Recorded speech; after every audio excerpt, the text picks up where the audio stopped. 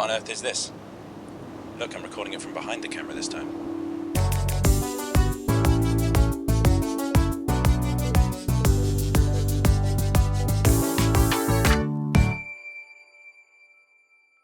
Is there a more exciting mode of transport than the cable car? It's all the fun of travelling on a fixed guideway, but combined with the fun of travelling through the air. Actually, I mean, when I put it like that, it doesn't sound more exciting than like a supersonic car, but I still prefer cable cars, so you're going to have to deal with a video about them today. Also, there are tons of fun types out there. There are ones that spin, ones with an open-air platform on top. There are double-decker ones and ones with glass floors, and even little funny ones designed for just one person. Look, here's me on one. But what if I told you that down in the south of France, there was once a cable car so unique, so mysterious, so all-powerful that they had to destroy it due to the sheer weight of its engineering aura? No, I'm just joking. It was because of maintenance costs. This is the Calanques Cove, just south of Marseille in the Calanques National Park. It's probably the prettiest place I've been to for this channel. Oh no, wait, I forgot about Armenia. It's probably the second prettiest place I've been to for this channel. It gets thousands and thousands of visitors each year as it's one of Europe's greatest coastal hiking regions. Plus it's great for fishing, as these two guys who I kept accidentally catching in my shots will probably tell you, if they speak English.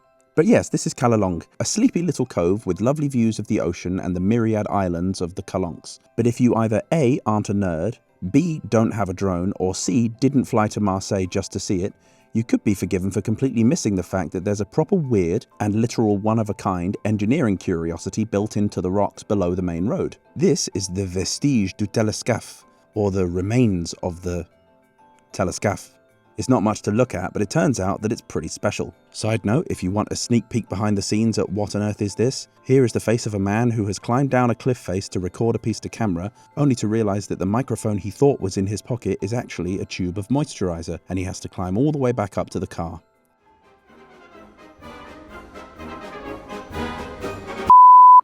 So what is a Téléscaphe?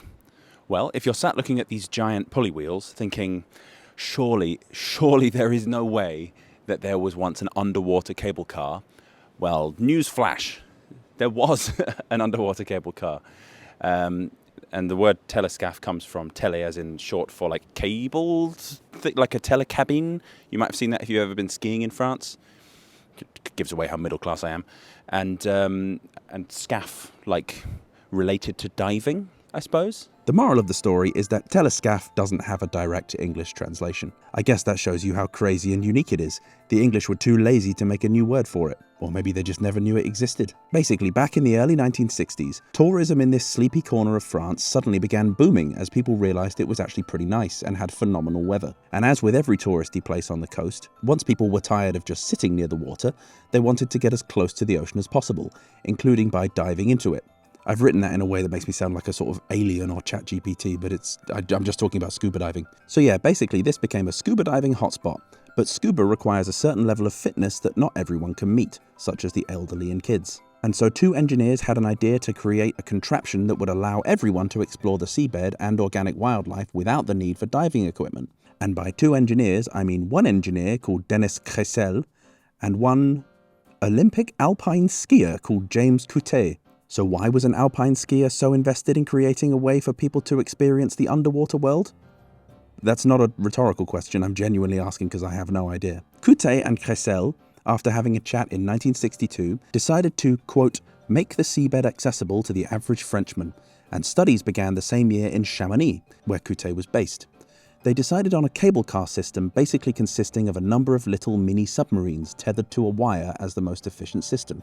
And by 1964, the first patent for an underwater cable car had been submitted, dubbed the Téléscaphe. And amazingly, Marseille City Hall actually threw its weight behind the project, and the National School of Bridges and Roads, my favourite school ever, I've just decided, helped figure out the engineering aspects of it. The engineers decided that the cable car system would link Calanques and Les Goudes just up the coast, with 4 little submarine cars shuttling back and forth across the bay. And so in 1967, this utterly ludicrous, Jules Verne-inspired nonsense pod was open to the public. Honestly, if photos and videos of it didn't exist, I'm pretty sure I wouldn't have believed it.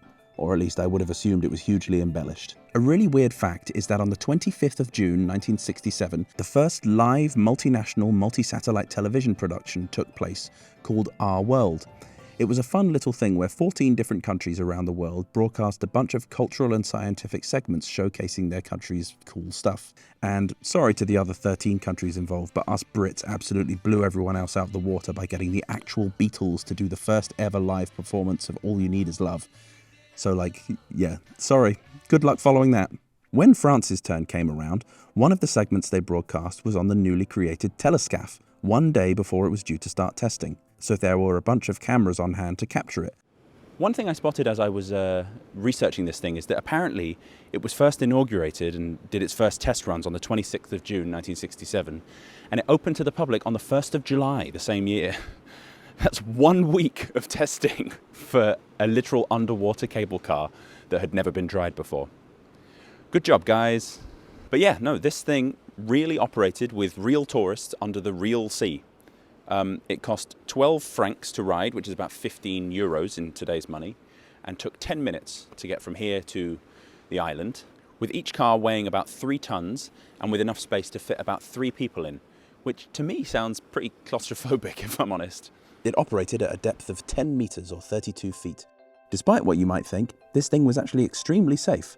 For a start, 10 meters is not deep enough to exert extreme water pressure on the pods. And in the event of a breakdown, each car had enough air to last for 6 hours until rescue. And the entire system was monitored at all times by a group of divers who just hung around and waited for something to go wrong, so you'd be plucked out of the water immediately if there was an issue. To be honest, there's a real dearth of information available online about the Téléscaphe. It really has been mostly lost to history. The cabin moved forward thanks to this wheel mechanism, but there's debate over how the system was powered, and the route is also a point of contention. As far as I can tell, it just skirted along the side of this bay up to Cap Croisset, but some websites suggest that it went all the way to Mare Island, located opposite. Whatever the exact details are, the Téléscaphe was a massive hit. Accounts from the time speak of mammoth, hours-long queues in baking August heat. By the time late 1968 had rolled around, 30,000 people had used the Téléscaphe, which is not bad going. If you calculate based on the 12 franc entrance fee, that's 360,000 francs that they've earned. And that's pretty good. The one problem is that the maintenance fees during the same period were 2 million francs, which, let me just check my calculator. Carry the one. Yeah, it's not good. Though perfectly safe, the Téléscaphe was riddled with high-cost maintenance issues. I mean, for a start, rust was obviously a major problem, while powering the system was also difficult in such a remote location. Furthermore, keeping a team of divers permanently on hand was brutally expensive and was not made up for by ticket sales due to the low throughput. Just 4 cabins with 3 people in each one meant a throughput of around 60 people per hour, which simply wasn't enough to claw back the money being dished out for operational costs. Realistically, it was doomed from the start. Despite all these issues, there were other projects that were centered around the Téléscaphe. One is that they wanted to up the number of cabins from 4 to 40, which would have been quite an undertaking. And the other, more ridiculous one, is that they wanted to build a restaurant on top of Mare Island, which I think would have been quite difficult and also would have, in their own plans, required the construction of another normal cable car from the sea up to the top. So that would have cost a bit of money, wouldn't it? In May 1968, In May 1968, France was plunged into chaos by a series of general strikes and protests resulting in a change of government, and the Téléscaphe failed to secure any more public funding, further jeopardizing its future. And within a handful of months, potentially as early as July 1968, the Téléscaphe closed forever. The cables and most of the infrastructure was all ripped up, and only the pulleys were left behind, along with, apparently, the bases of a couple of supports on the seabed which held pylons that guided the cable. There was apparently a brief campaign in 1995 to recreate the Téléscaphe, but this was never really a serious objective and the movement died out pretty quickly. So, what's left? Well, nothing really.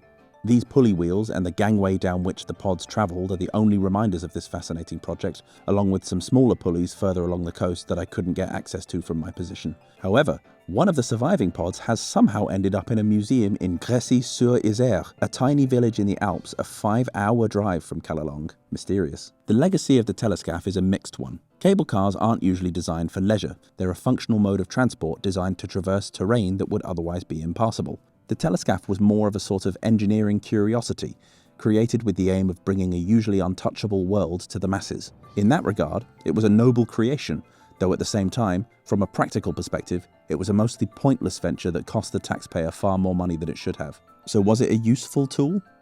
No. What it was, though, is one of the more unique demonstrations of the technologically forward-thinking culture of the 1950s and 60s, during which humans pushed the boundaries of civil engineering to create things just to see if they'd work. And in this case, it didn't, and that's a shame. But maybe someday we'll figure out a way, using modern technology, to bring Dennis Crécel and James Coutet's creation back from the depths, this time for good.